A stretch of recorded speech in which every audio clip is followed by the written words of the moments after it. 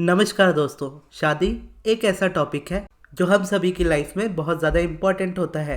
लेकिन जब कोई आपका स्पेसिफिक पर्सन नहीं होता है और आप शादी के लिए अपना पार्टनर ढूंढ रहे होते हो तो एक बहुत फ्रस्ट्रेशन वाले फेज में से आपको निकलना पड़ता है, जहाँ पर आपको रिश्ते तो आ रहे होते हैं लेकिन रिश्ते वैसे ही होते हैं, एग्जैक्टली वैसे ही होते हैं जैसा आपको बिल्कुल नहीं चाहिए होता है। और उस जगह पे आप परेशान हो जाते हो, फ्रस्ट्रेट भी हो जाते हो और इतने लोगों को रिजेक्ट करने के बाद घर वालों का भी सपोर्ट थोड़ा कम होने लगता है। तो कहीं ना कहीं लगता है कि हमारी शादी होगी भी या नहीं, और एज फिर निकलती जाती है, फिर एज का और ज़्यादा प्रॉब्लम लगने लगता है। अब चाहे आप इस तरह की किसी भी सिचुएशन में हो, चाहे आप शादी के लिए लड़का या लड़की देखना चाहते हो या देख रहे हो, या एज निकल रही है या आपको लगता है एज निकल चुकी है, तो भी ये चीज़ आपके लिए वर्क करेगी। बस यहाँ पर आपको दुनिया की नज़र से दुनिया को देखना छोड़ करके अपने सोर्स की नज़र से दुनिया को देखना स्टार्ट करना होगा। अब ये आप करोगे कैसे, ये मैं आपको पूरी वीडियो में स्टेप बाय स्टेप बताऊंगा कि कैसे आप इजीली अपने लाइफ पार्टनर को मैनिफेस्ट कर पाओगे और वो इंसान वैसे ही होंगे जैसा आपने हमेशा से चाहा है। अब यहाँ पर आपको कुछ चीज़ें करनी होंगी। जब आप लाइफ पार्टनर मैनिफेस्ट करने वाले होते हो तो सबसे पहले मैं आपको यही कहूँगा कि आप अपने एक नोट बनाओ, जहाँ पर आपको स्पेसिफाई करना होगा कि आपको आपका पार्टनर किस तरीके का इंसान चाहिए अपनी लाइफ में। बेसिकली इसको इस तरीके से देखो, जब आपके अराउंड कोई रिश्ता लेकर के आता है और उस रिश्ते में आपको कोई भी चीज़ पसंद नहीं आती है, एक भी नहीं आती है या कभी कभी थोड़ी बहुत आती है, ज़्यादा चीज़ें नहीं आती है, तो इसको एक बुफे की चॉइस की तरह देखो। यानी आप अगर कहीं जाते हो किसी बहुत बड़ी पार्टी में जहाँ पर फूड इजीली अवेलेबल है और बहुत सारी वैरायटी में अवेलेबल है। अब ये नहीं है कि कोई फूड अच्छा है या कोई ख़राब है, बस ये है कि चॉइस आपकी है कि आपको क्या पसंद आता है, क्योंकि इस जगह पर आप अपने टेस्ट से कॉम्प्रोमाइज़ नहीं करने वाले फूड में। और यहाँ तो फूड की बात भी नहीं हो रही, यहाँ आपकी पूरी ओवरऑल लाइफ की बात हो रही है। जिस पर्सन के साथ आप पूरी लाइफ बिताना चाहते हो आपको उसको चूज़ करना है। यानी हम में से हर कोई ये डिसाइड करता है कि हमें कपड़े कौन से पहनने हैं, हमें गाड़ी कौन सी चलानी है, हमारे दोस्त कौन होने चाहिए, हमें शूज़ कैसे पहनने हैं, हमें हेयर कट कैसा रखना है, हर चीज़ों का ध्यान रहता है।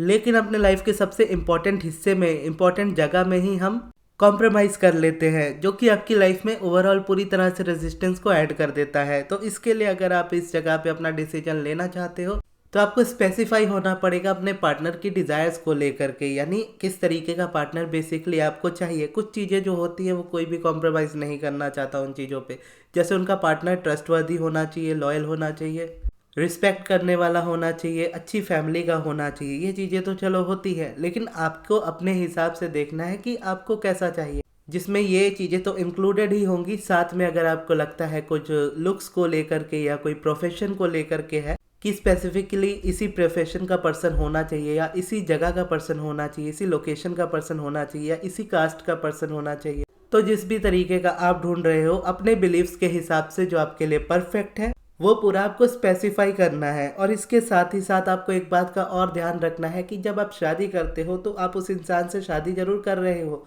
लेकिन उसके साथ ही साथ आप उसकी पूरी फैमिली से जुड़ने वाले हो। तो कई बार ऐसा होता है कि आप पार्टनर तो अच्छा मैनिफेस्ट कर लेते हो जैसा आपने चाहा होता है एग्जैक्टली वैसा, लेकिन इन लॉज ऐसे हो जाते हैं जो आपके रिलेशनशिप को ब्रेक ही करने में लगे होते हैं। तो यहाँ पर आपको ना सिर्फ अपने पार्टनर को लेकर के स्पेसिफिक होना है, बल्कि आपकी इन लॉज की फैमिली कैसी होनी चाहिए उनको भी लेकर के आपको स्पेसिफिक होना है। या इसके अलावा आपको कोई ज़्यादा स्पेसिफिक चीज़ें चाहिए तो अपने हिसाब से आप सोच करके अपना टाइम लेकर के चीज़ें लिख सकते हो। चाहे आप 2 हफ्ते का टाइम ले लो, चाहे आप 2 महीने का टाइम ले लो, लेकिन एक बार जब आप टाइम लेकर के इस चीज़ को लिख लो और जब एट द एंड ये कंफर्म हो जाए कि हाँ इसी तरीके का आपको पर्सन चाहिए, इसके अपोजिट आप कुछ भी मैनिफेस्ट नहीं करना चाहते या इसकी जगह पे आप कोई कॉम्प्रोमाइज़ नहीं करोगे, फिर आपको ये डिज़ायर यूनिवर्स को देनी है। अब यूनिवर्स को आप ये डिज़ायर कैसे दोगे? वैसे तो एक्चुअली जब आप लिख रहे होते हो तभी इसको दे देते हो, लेकिन एक डबल कंफर्मेशन के तौर पे मैं आपको बताता हूँ कि जिस नोट पे आप लिखोगे ना, यानी एक पेपर लोगे, जो भी आप लोगे उस पर आप लिख लेना पहले बढ़िया से। उसमें जितना भी काटा छाटी होगी, यानी कई बार हम लिखते हैं फिर कट भी करते हैं, तो जब एक बार पूरा प्रोफेशनल तरीके से वो तैयार हो जाए कि हाँ पूरी तरह से सही है, तो उसको एक न्यू पेज में शिफ्ट कर लो जहाँ पर कोई भी कटम कुटम ना हो। उसके बाद उस वाला जो पुराना वाला पेज था उसको चाहे तो डिस्ट्रॉय कर दो। डिस्ट्रॉय करना उसको बेटर है, क्योंकि अपने पास अगर आप रखोगे तो मिक्स वाइब्रेशंस उसमें देते रहोगे, क्योंकि आपके पास 2 नोट्स रहेंगे। अब आपको उस नोट का क्या करना है, जो फाइनल नोट है उसको या तो आप अपने मंदिर में रख लो जहाँ पर आपको विश्वास है, अपने घर के मंदिर में बेसिकली मैं बोल रहा हूँ, तो घर के मंदिर में चाहे तो आप उसको रख दो। अगर आपको लगता है कि नहीं मंदिर में कोई देख लेगा तो अपनी कॉपी किताब या कहीं भी ऐसी जगह पे रख लो जहाँ पर आपको याद रहे कि आपने रखा है। हाँ, बस ये ध्यान रखना कि याद रहे आपको कहाँ आपने रखा है, क्योंकि जब आप इसको मैनिफेस्ट करोगे ना उस पर्सन को, तब आप जब उसको ओपन करके उस पेपर को देखोगे तब आप जो फील करोगे, तो बेसिकली एक तरीके से आपके पास सक्सेस स्टोरी भी होगी शेयर करने को। और मैं आपको रिकमेंड भी जरूर करूंगा कि अगर आप मैरिज मैनिफेस्ट करते हो इस तरीके से, तो आप अपनी वीडियो बना करके जरूर यूट्यूब पे अपलोड कीजिएगा, भले ही जितने भी लोग उसको देखें। क्योंकि मैरिज एक ऐसा इंपॉर्टेंट पार्ट हो जाता है ना लाइफ का, जहाँ पे बहुत लोग रेजिस्ट करते हैं, खास करके हमारी कंट्री में। भले ही अगर आपको प्राइवेसी अपनी रखनी हो, अपनी फोटोज ना दिखानी हो, तो वो चीज़ें आप नहीं दिखाइएगा, लेकिन आप हो सके तो जरूर इस तरीके से अपनी सक्सेस स्टोरी को जरूर शेयर कीजिएगा, या फिर मुझे ही कह दीजिएगा, मैं सक्सेस स्टोरी आपकी शेयर कर दूंगा। अब जब आप ये लिख लोगे ना, यानी जब आप ये पूरी तरह से स्पेसिफाई कर लोगे, पूरी तरह से एक पेज में जब आप उसको लिख लोगे, तब आपको एक एफर्मेशन लिखनी है। और वो एफर्मेशन ये रहेगी, मैं बहुत खुश और शुक्रगुजार हूँ क्योंकि मैंने एग्जैक्टली वैसे पार्टनर को अपनी लाइफ में मैनिफेस्ट कर लिया है जैसा मैंने लिख के रखा है। उस पर्सन में और उसकी फैमिली में हर वो क्वालिटीज है जो मैंने लिखी है। अगर आप इतना ही कर लोगे ना, तो आने वाले टाइम में मैं आपको कह सकता हूँ ये चीज़ कि अगले 2 से 3 महीने में ही हो सकता है आप इजीली मैनिफेस्ट कर लो अपनी मैरिज को। मैरिज मैनिफेस्ट करना कोई बहुत बड़ी बात नहीं है।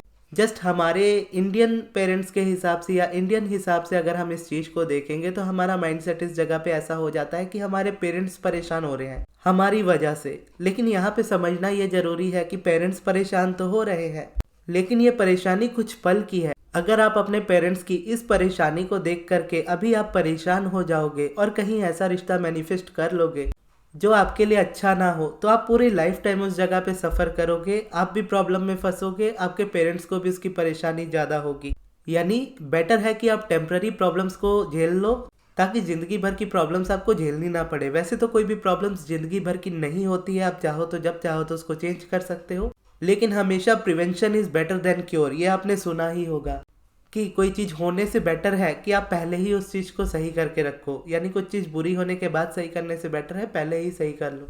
इसीलिए इस जगह पे कोई जल्दबाजी मत करो, अपना टाइम लो, अपने हिसाब से चीज़ों को समझो और फिर मैनिफेस्ट करो। और फिर जो मैनिफेस्ट होगा ना, वहाँ पे आप भी खुश रहोगे, आपके पेरेंट्स भी खुश रहेंगे और लाइफ टाइम की ये खुशी मेंटेन रहेगी। और ये सुनने में जितना ज़्यादा ईजी लग रहा है ना, उससे कहीं ज़्यादा ईजी ये एक्चुअल में है।